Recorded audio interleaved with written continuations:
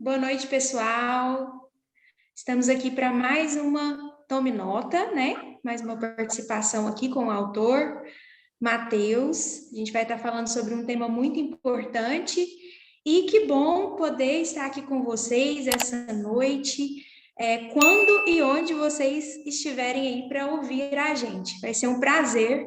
E é um prazer meu participar. Tenho certeza que o Matheus também está aí. Logo, logo ele vai estar falando, participando aí, conversando um pouquinho com a gente, tirando dúvidas a respeito da lição. Eu acredito que vai ser uma noite muito abençoada e uma noite muito proveitosa.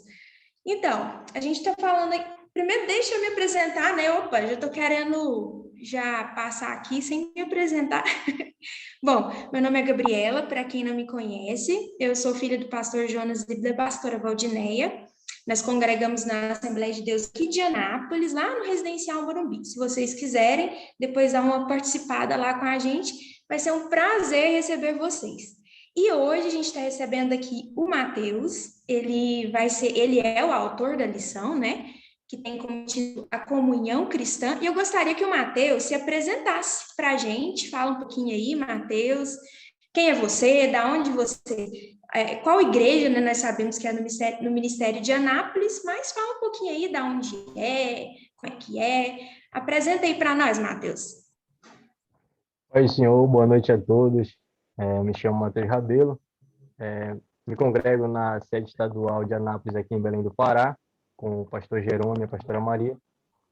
Graças a Deus, tenho um aninho só na igreja, no ministério, mas graças a Deus, Deus vem me abençoando, a gente vem aí tendo oportunidades e tendo um grande engajamento para a honra e glória do Senhor. Que bom, Mateus.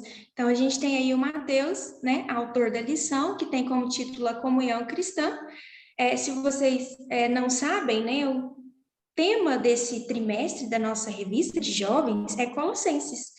E Colossenses, ele foi escrito pelo apóstolo Paulo, é uma carta escrita pelo apóstolo Paulo, uma carta, inclusive, com temas muito atuantes, assim, para a gente mesmo, né, objetivos, com temas que a gente pode trabalhar no dia a dia. E nós tivemos aí autores e muitos temas importantes dentro dessa proposta, da revista de jovens, e o Mateus ele veio falar essa noite para a gente sobre a comunhão cristã.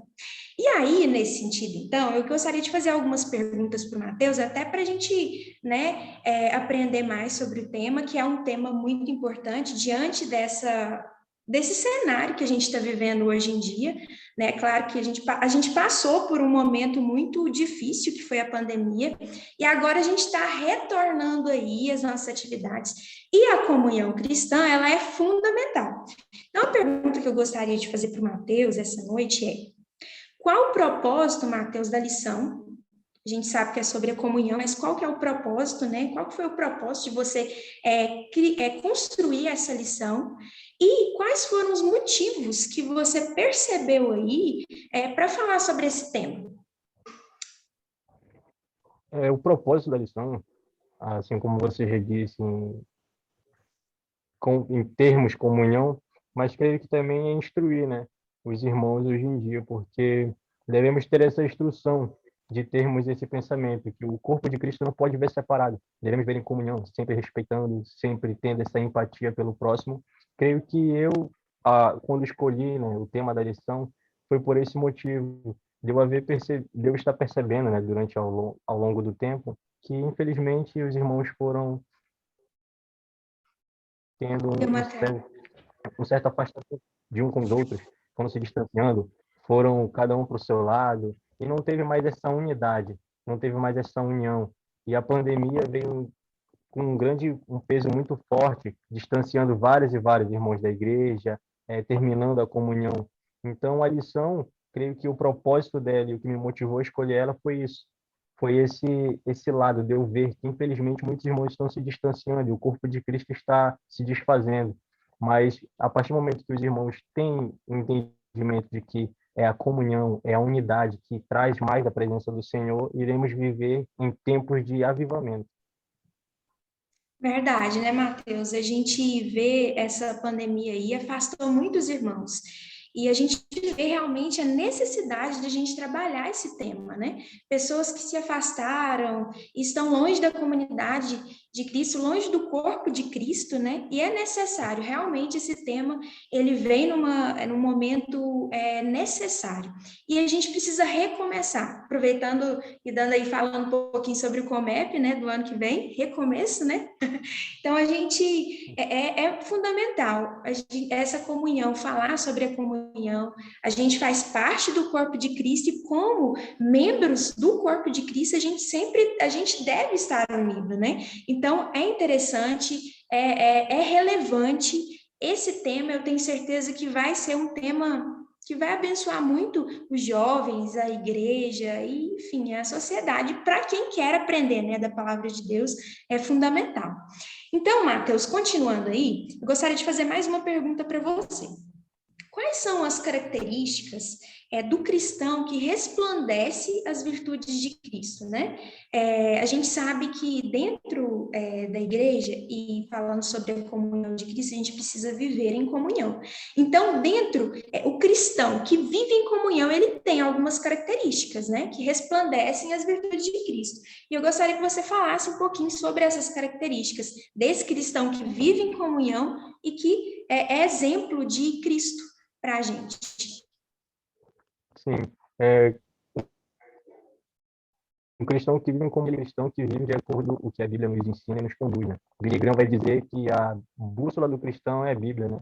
Que a Bíblia é a bússola do cristão.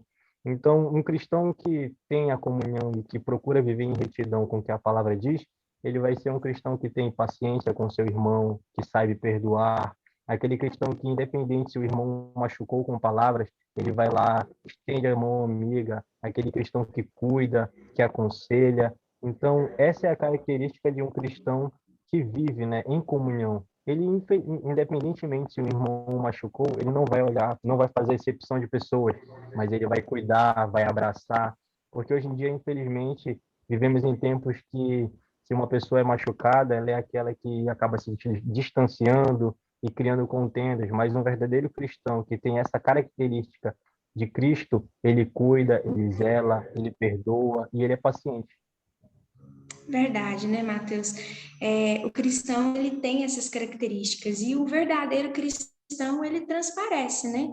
Ele é bondoso, a gente pode citar aqueles frutos do Espírito, né? A gente aceita Jesus como Salvador, o cristão, ele é cristão porque ele decide ser exemplo de Cristo, né? E esse cristão, quando ele aceita Jesus como Salvador, agora ele passa por um processo de santificação, não é?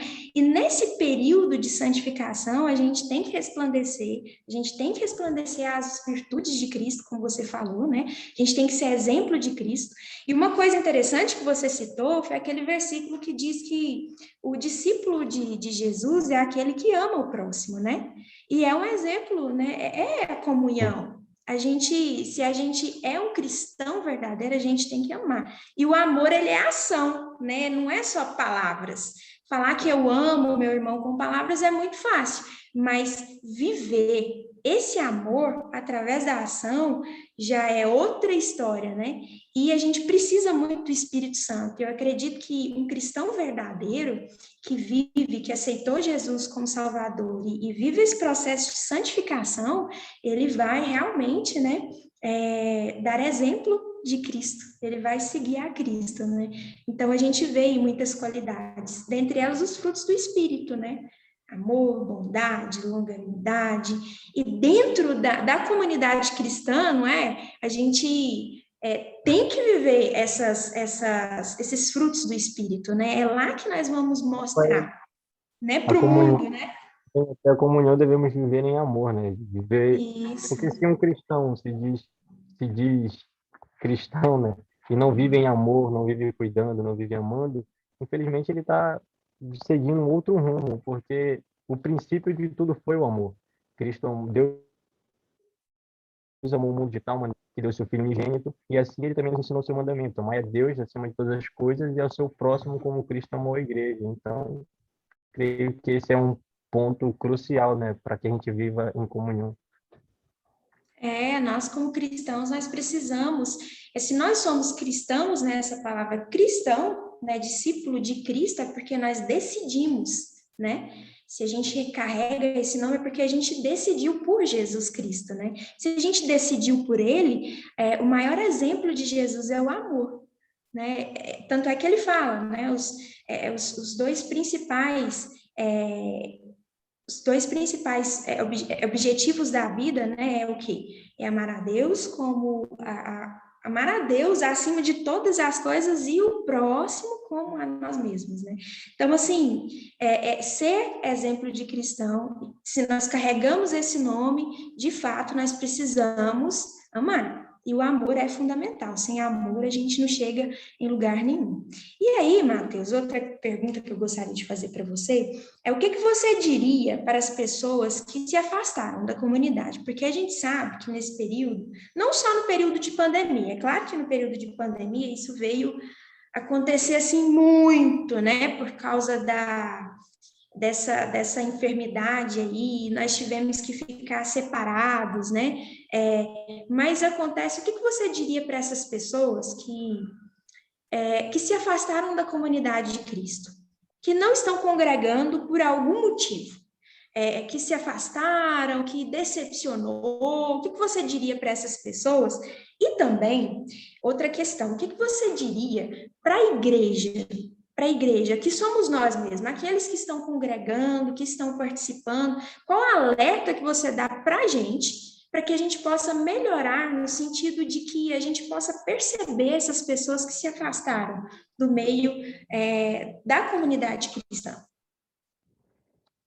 O que eu diria para uma pessoa que se afastou é que como a gente sabe, né, muitas pessoas acabam se distanciando da casa do Senhor porque foram atingidas com alguma palavra ou algum irmão não o acolheu da forma que ele queria. Mas para que o amor venha a ser compartilhado, nós devemos ser o primeiro a dar o exemplo de amor. Então, esse irmão que se distanciou, talvez ele se distanciou porque alguém não o deu um carinho, deu amor, ou então por uma palavra que o entristeceu. Mas o primeiro conselho que eu quero dar é que ele venha viver o amor e buscar ali o foco que é Cristo. Ele não está ali buscando para buscar algum irmão, agradar alguém, mas sim para buscar a presença do Senhor, sim para estar ali em atos de retidão e também vivermos em união, né? Unidade. O que eu digo a uma pessoa é que ela venha buscar todo dia mais a essência de Cristo. Cristo, ele tinha ao lado dele pessoas que o xingavam, que o humilhavam, mas ele nunca se afastou. Ele sempre esteve ali vivendo em amor, independente do que as pessoas faziam. Então, o conselho que eu dou é para que essas pessoas venham ter a postura de Cristo, viver o que Cristo nos ensinou. O alerta que eu tenho para dar à igreja é que a gente venha viver amando pessoas e não coisas. Felizmente, muitos valorizam coisas, valorizam uma renda, valorizam algo, mas não valorizam alguém. Se um irmão que sai da igreja, ninguém o visita, ninguém tem o ato de ir lá na casa dele, o que eu quero que a gente venha atentar e que uma coisa que a gente venha se alertar e se atentar é para isso, é que Cristo, ele não veio ao mundo morrer por nós para que a gente eu por mim e o irmão por ele mesmo de forma individual, mas que a gente viva um pelo outro, ganhando almas, buscando pessoas, amando, zelando. E um alerta que eu dou para a igreja e para todos nós é esse, que a gente venha viver o evangelho de Cristo amando almas, amando pessoas, cuidando, zelando e não dando valor a coisas, porque coisas são passageiras. Isso aí é coisa que se desgasta, mas almas e vidas são pérolas, pérolas preciosas para o reino de Uma alma vale mais que o mundo inteiro, né? A gente pode falar Sim. isso. Realmente uma alma, ela vale muito mais que o mundo inteiro. Então, obrigada, Matheus, pela participação, por esse tempo, por essa palavra tão relevante, tão importante para esse tempo que a gente está vivendo, que realmente a gente precisa viver em comunhão. É o corpo, né? Nós vivemos o corpo de Cristo e ele precisa viver em comunhão. E eu deixo um alerta para você que talvez, quando, né, você for assistir esse vídeo e onde, eu não sei, talvez em outro país ou em outro lugar, talvez você está afastado da comunidade cristã, eu quero dizer para você que você é importante, que você vale mais que o mundo inteiro e que você faz parte do corpo de Cristo. E o corpo de Cristo, ele não pode ficar separado. A gente tem que viver em comunhão. Então, que palavra abençoada, né? Para esse tempo mesmo que a gente precisa. E continuando aí, terminando, né? Eu quero agradecer, né, o Mateus. Mateus, muito obrigada pela participação e também estou muito feliz de estar participando aqui. Vou deixar aberto aí para você agradecer, Mateus, falar alguma coisa para a gente finalizar. Eu que agradeço pela oportunidade que foi me dada pelo meu pastor, Manuel Jerônimo, minha pastora Maria, e aos demais irmãos que confiaram, né, em deixar essa responsabilidade comigo de estar participando com, com o tema da lição. Agradeço a cada um, desde aqueles que oraram, intercederam e aqueles que estavam ali me ajudando. E agradeço a vocês por me dar essa oportunidade de estar aqui, né? Nossa, bom demais. Mateus, eu vejo que você é um rapaz novo, né, e trouxe uma lição tão abençoada, tão rica, né, e baseada na palavra de Deus, inspirada na palavra de Deus. Isso é maravilhoso, continua assim, deixa Deus te usar, tá? E a gente sabe que nós somos vasos na mão dele, e o tesouro que há em nós é o Espírito Santo. Então, quem te inspirou, quem te deu palavras, quem te usou foi o Espírito Santo de Deus. Deixa ele continuar te usando para abençoar, para nos abençoar e abençoar tantos jovens que eu tenho certeza que vai ouvir essa palavra e vai ser edificado, certo? Amém. Então, pessoal, eu quero agradecer a oportunidade, quero agradecer mais uma vez quem foi ouvir esse momento, esse Tome Nota, e agradecer mesmo pela oportunidade de estar aqui nessa noite, né? Noite para alguns, vai ser dia para outros. A gente vive esse mundo aí da internet, das redes sociais, então é tudo. E continuando aí, aproveitando, né, para falar aqui, na descrição desse vídeo vai ter o link para você poder baixar a revista, tá? Você pode ter acesso ilimitado à revista, ilimitado a conhecimento, que é maravilhoso. Então, você pode baixar a revista. Também, se você quiser acompanhar a gente pelas redes sociais, vai lá no Instagram, procura lá, Comep Morada, tem todas as informações sobre o nosso Comep, que vai ser o ano que vem. Eu vou falar a data aqui, eu até anotei a data aqui, dia 26 de fevereiro ao dia 1º de março, marca a data aí. E lá no Instagram, na hora que vocês forem visitar lá na bio tem também o link para vocês fazerem a inscrição. Então, não perca a oportunidade de participar de dias maravilhosos na presença de Deus, palavra abençoada, louvor abençoado, e a gente vai continuar crescendo aí na graça e no conhecimento. É isso. Eu fico aí com vocês e tchau. Até mais, até a próxima. Com Até a Deus. próxima.